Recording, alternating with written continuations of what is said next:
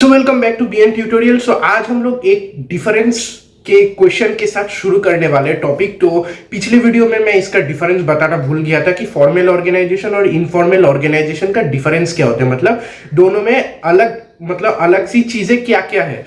तो इस वीडियो में उसको शुरुआत करते करते ही हम लोग ऑर्गेनाइजेशनल स्ट्रक्चर और what are the types of organisational structure को भी कवर अप करेंगे। तो पहला हम लोग देखेंगे what are the differences between formal organisation and informal organisation. पहला पॉइंट आता है ऑब्जेक्टिव।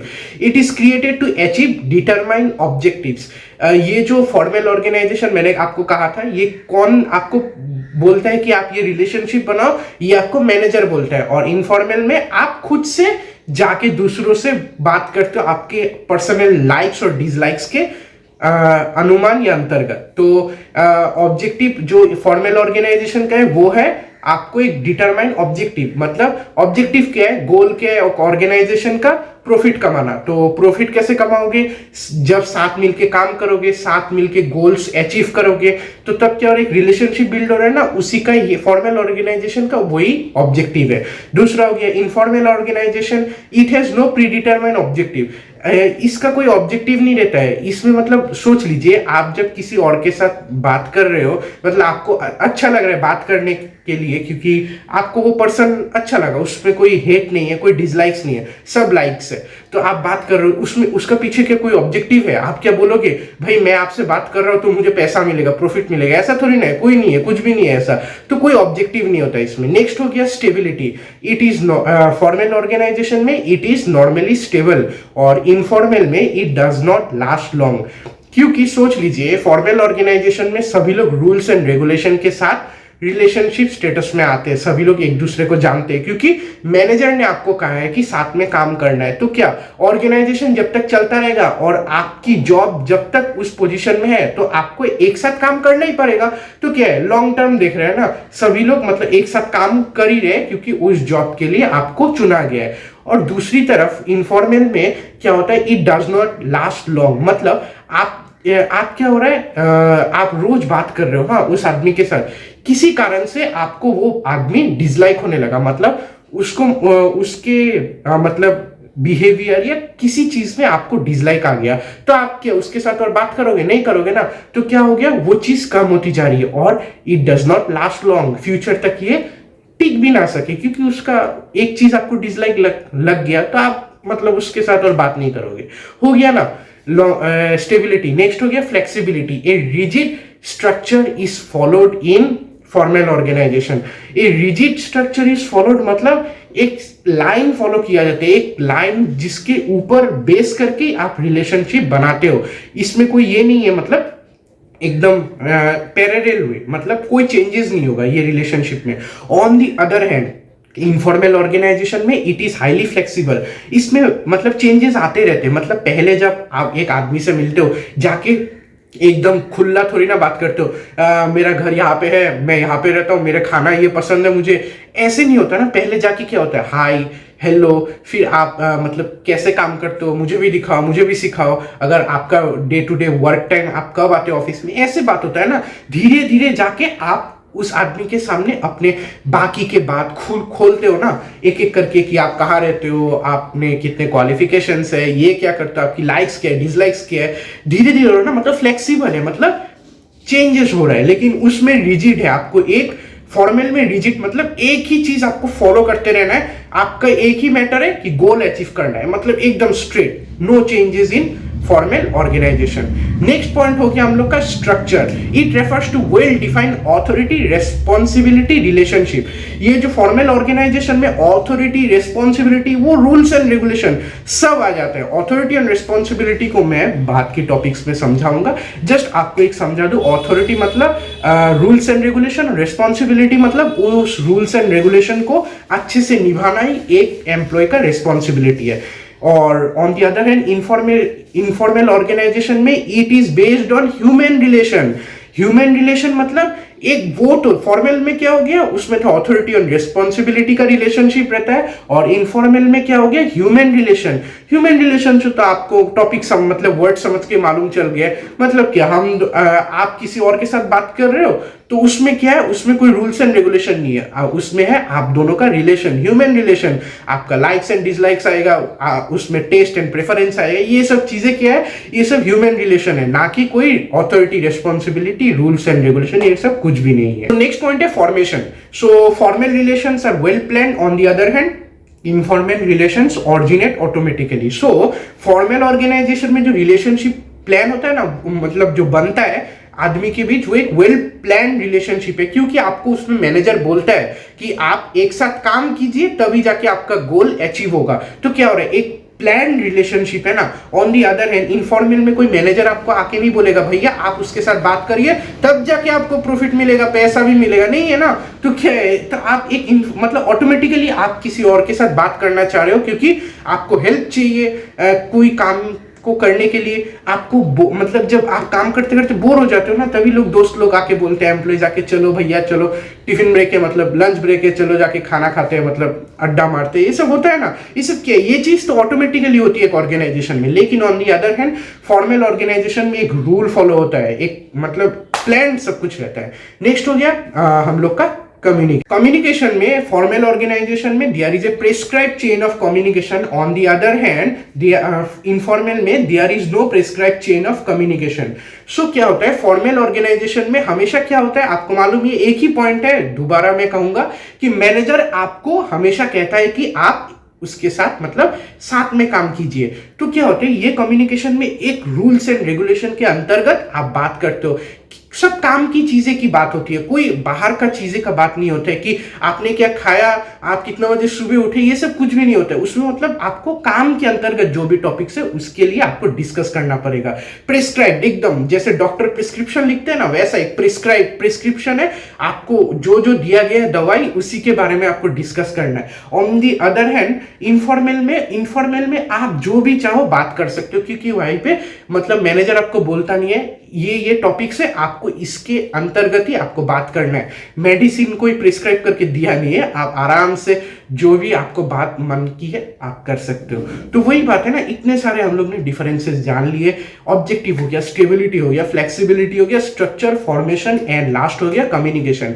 तो एग्जाम में अगर आए ये क्वेश्चन तो आप जो है 5 मार्क के लिए भी 5 पॉइंट लिख सकते हो। अगर 8 या 6 मार्क का भी आ गया तो 6 points it is enough for completing the answer for this difference.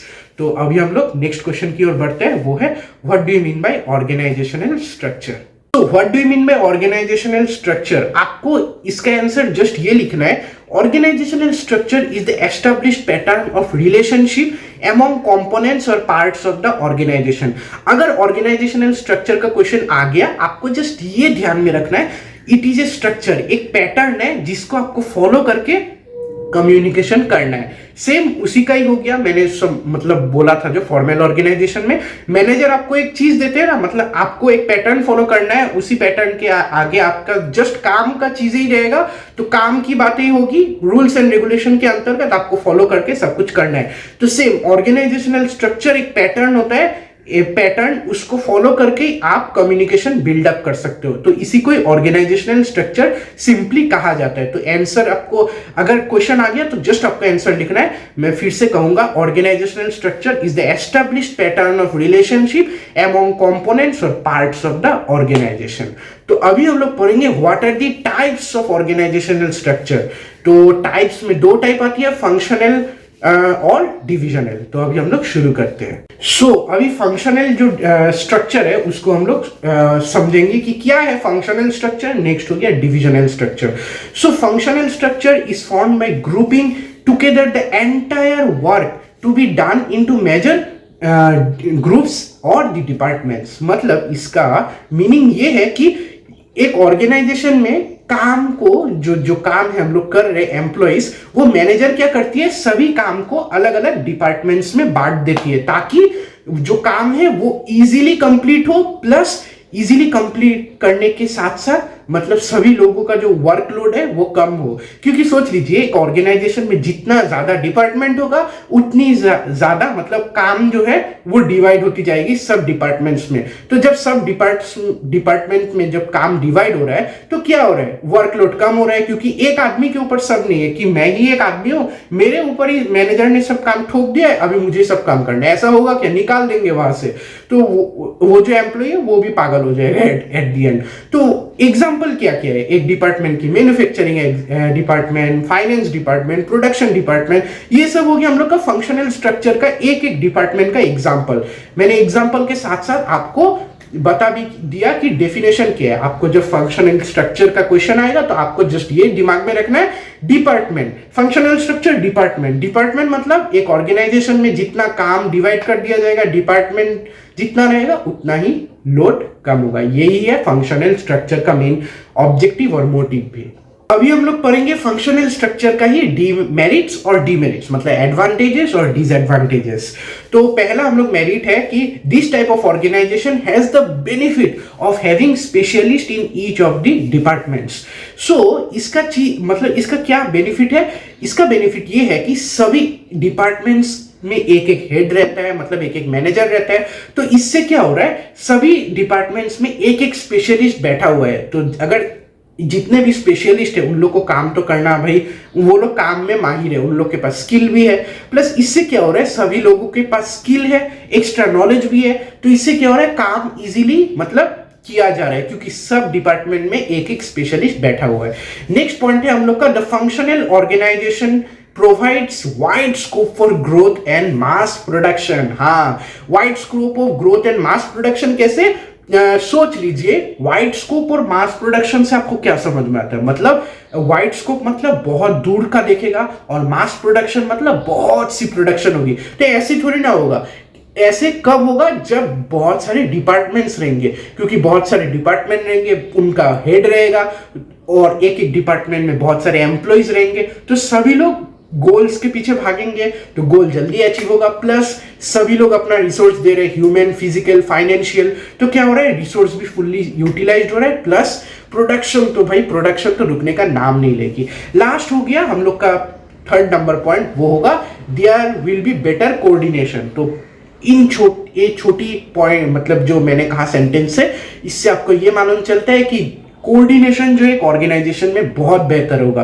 क्योंकि सोच लीजिए एक ऑर्गेनाइजेशन में बहुत सारा डिपार्टमेंट है, तो बहुत सारा डिपार्टमेंट का हेड रहेगा, तो हेड वो जो मैनेजर रहेगा सभी डिपार्टमेंट का, वो क्या चाहेगा कि मेरा डिपार्टमेंट बेहतर होना पड़ेगा, सभी रिजल्ट्स में बेहतर हमको प्रूफ करना पड़ेगा। तो इस कैसे होगा, जब सब एम्प्लॉइज उस डिपार्टमेंट के एक साथ काम करेंगे तो मैनेजर क्या करेगा, इसमें फोकस करेगा। तो क्या हो रहा है, कोऑर्डिनेशन सभी डिपार्टमेंट का इंप्रूव हो रहा है। On the at the other and last में क्या रिजल्ट मिल रहा है कि एक ऑर्गेनाइजेशन का कोऑर्डिनेशन पूरा बेटर हो रहा है, क्योंकि डिपार्टमेंट सभी लोग एक साथ काम कर रहे हैं। अगर डिपार्टमेंट एक साथ काम कर रहे हैं तो ऑर्गेनाइजेशन भी एक साथ काम करेगा ही ना। एट द एंड आपको अगर सारे सब्जेक्ट्स में अच्छा नंबर आए तो पूरा टोटल मिला के आपको 90 के अबव मिलता है ना, वही बात है, same result. Coordination is going far and far much and much better. पहला डीमेरिट क्या है फंक्शनल स्ट्रक्चर का, वो है involvement of more than one person in decision making process. तो डिसीजन मेकिंग प्रोसेस में क्या हो रहा है, बहुत सभी लोगों का डिपार्टमेंट है, तो सभी लोग में क्या हो रहा है, सभी लोगों का एक एक डिपार्टमेंट में एक एक मैनेजर है। तो क्या हो रहा है, जब मैनेजर जब डिसीजन बनाते हैं तो उसमें एम्प्लॉइज भी बोलते हैं कि मुझे भी अपना ओपिनियन रखना है। तो इसके चक्कर में क्या होता है कि बहुत से सभी डिपार्टमेंट में बहुत सारे एम्प्लॉइज है, तो सभी लोग अपना डिसीजन लेने के टाइम अपना योगदान दे रहे हैं, डिसीजन मेकिंग प्रोसेस में इन्वॉल्व हो रहे हैं। तो इससे क्या हो रहा है, बहुत टाइम लग रहा है भैया, इतना टाइम लग रहा है कि एक प्लान को एग्जीक्यूट करने में ही बहुत टाइम चला जाता है। नेक्स्ट हो गया बहुत से हम लोग को क्या है, डिपार्टमेंट के लिए स्पेशलिस्ट हायर करने पड़ते हैं। The cost of the specialist increases the expenses of the organization. मतलब हम लोग जो ये जो मैनेजर्स है इनको जब हायर कर रहे हैं सभी डिपार्टमेंट के लिए, तो उनको भी तो पैसा देना पड़ेगा ना। ऐसे वो लोग आएंगे, भैया प्लीज आइए ना, हम लोग के ऑर्गेनाइजेशन को ठीक कर दीजिए, आप सभी इस डिपार्टमेंट के लिए आप बहुत अच्छे हेड है, तो प्लीज आके कुर्सी में बैठ जाइए। ऐसे थोड़ी ना होगा, उनको क्या पेमेंट देना पड़ेगा, पैसे से ही आजकल दुनिया चलती है। तो इसीलिए कहता हूँ हम लोग की दूसरी चैनल है स्टॉक मार्केट की, वो नॉलेज हिंट्स, उसमें जाइए, स्टॉक मार्केट में आप लोग देखिए तो आपको अर्निंग भी मिलेगी। तो फिर से आ जाते हैं बीएन ट्यूटोरियल में। तो वहां पे हम लोग अभी देखेंगे कि क्या हो रहा है टॉपिक में, सभी डिपार्टमेंट में एक एक हेड है तो उसको भी पैसा देना पड़ेगा, तो क्या हो रहा है एक्सपेंसेस बढ़ रहा है। नेक्स्ट हो गया the principle of unity of command is being violated in this process. कैसे एक जो सबऑर्डिनेट यूनिटी ऑफ कमांड क्या था, एक ही मैनेजर और उसके अंडर जो काम कर रहा है एम्प्लॉय, एक ही मैनेजर को आंसरेबल होगा सभी क्वेश्चंस का। तो इसमें क्या हो रहा है, एक एक डिपार्टमेंट में ना कभी कभी 2 से 3 मैनेजर्स हो जाते हैं, तो एज ए रिजल्ट एक एम्प्लॉय को ना कंफ्यूजन लग जाता है कौन से मैनेजर को मैं जाके बोलूं, कौन से मैनेजर को मतलब मैं रिस्पॉन्सिबिलिटी लिया तो कौन से मैनेजर को जाके मैं शिकायत करूं। इसके लिए मतलब यूनिटी ऑफ कमांड जो यहाँ पे वायलेटेड हो जाता है फंक्शनल स्ट्रक्चर में।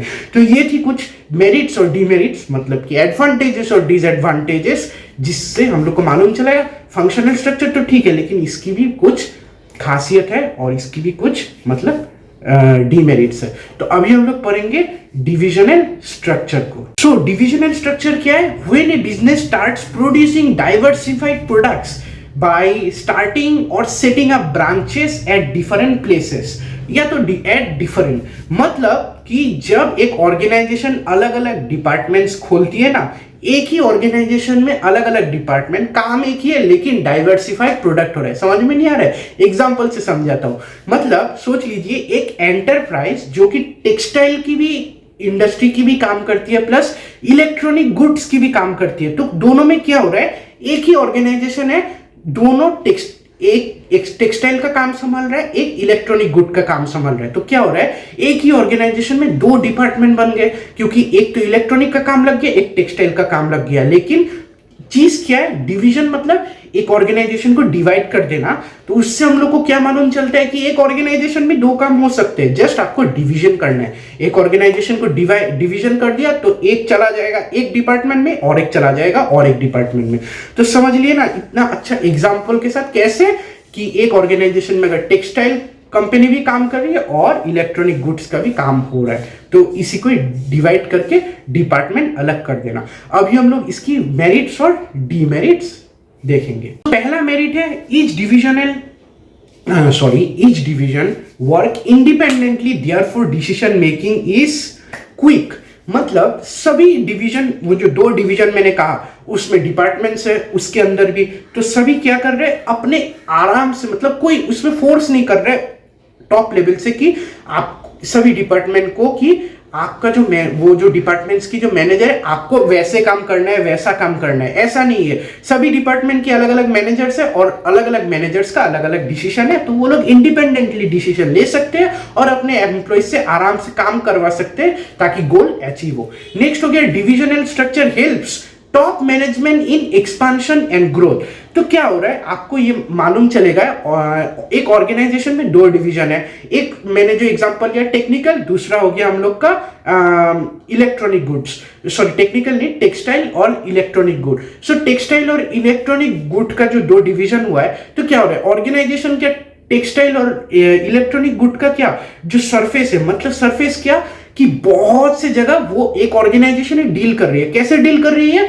कि 2 चीज एक ऑर्गेनाइजेशन में हो रहा है। सोच लीजिए कैसा बिजनेस माइंड है, एक ही ऑर्गेनाइजेशन में 2 चीज हो रही है तो कितना कवर अप हो रहा है। सोच लीजिए एक जगह से टेक्सटाइल इंडस्ट्री का भी कवर अप हो रहा है और एक जगह से इलेक्ट्रॉनिक गुड का भी कवर अप हो रहा है। तो क्या हो रहा है, प्रॉफिट कितनी हो रही है, बहुत हो रही है, रिसोर्सेज का भी फुल्ली यूटिलाइज हो रहा है, प्लस प्रॉफिट तो भैया सोचिए मत। नेक्स्ट हो गया all activities related to one type of product are grouped under one department, it brings integration and coordination in the activities. तो इसका मतलब क्या है, वो जो डिवीजन हुआ ना टेक्सटाइल और इलेक्ट्रॉनिक गुड में, तो टेक्सटाइल का जो जितना भी काम है वो टेक्सटाइल डिपार्टमेंट के पास जाएगा और इलेक्ट्रॉनिक गुड का जो काम है वो इलेक्ट्रॉनिक गुड के पास जाएगा। क्या हो रहा है, इससे दोनों काम अलग अलग हो रहे हैं, दोनों के बीच कोई ये नहीं है कि टेक्सटाइल का काम इलेक्ट्रॉनिक कर रहा है, इलेक्ट्रॉनिक काम टेक्सटाइल कर रहा है, सभी डिफरेंट है। और प्लस एज ए रिजल्ट क्या हो रहा है, कोऑर्डिनेशन इंक्रीज हो रहा है, सभी लोगों का काम में मन बैठ रहा है। और कोऑर्डिनेशन इंक्रीज क्यों हो रहा है, क्योंकि सभी लोग अलग अलग डिपार्टमेंट है, सभी लोग एक साथ काम कर रहे हैं, कोऑर्डिनेशन जी मतलब इंक्रीज हो रहा है और at the end organisation is increasing its coordination process. So अभी हम लोग डीमेरिट्स पढ़ेंगे। तो डीमेरिट्स क्या है, divisional structure is much expensive since every activity has to be undertaken separately. Expensive कैसे? सभी डिपार्टमेंट मैंने जो कहा टेक्निकल, और टेक्निकल बार बार टेक्निकल आ रहा है, टेक्निकल ने टेक्सटाइल और हो गया, नेक्स्ट हो गया हम लोग का क्या था, इलेक्ट्रॉनिक गुड। हाँ, तो टेक्सटाइल और इलेक्ट्रॉनिक गुड का अलग अलग डिपार्टमेंट, तो उसमें भी अलग अलग डिपार्टमेंट, अलग अलग हेड, तो बहुत से हेड होंगे, तो एज ए रिजल्ट क्या हो रहा है, उनको भी तो कुछ देना पड़ेगा ना, ऐसे फ्री में थोड़ी ना काम कर रहे हैं, तो क्या एक्सपेंसेस बढ़ रहा है, एज ए रिजल्ट बहुत एक्सपेंसेस इंक्रीज होता है डिविजनल स्ट्रक्चर में। नेक्स्ट हो गया there is a tendency to gain autonomy by different division, such tendency can create problems for the top management.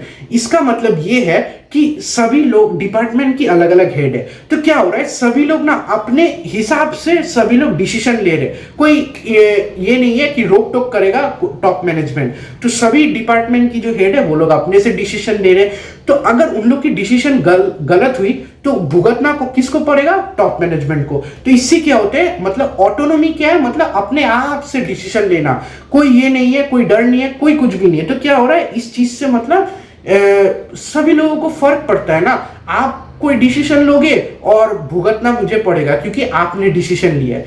इस सब के कारण ही डिविजनल स्ट्रक्चर में ऑटोनॉमी क्रिएट होती है। नेक्स्ट हो गया हम लोग का there is sometimes unhealthy competition among different division, मतलब अनहेल्दी कंपटीशन हो जाता है कभी कभी, बहुत ही एकदम खतरा लेवल का कंपटीशन हो जाता है सभी डिपार्टमेंट में।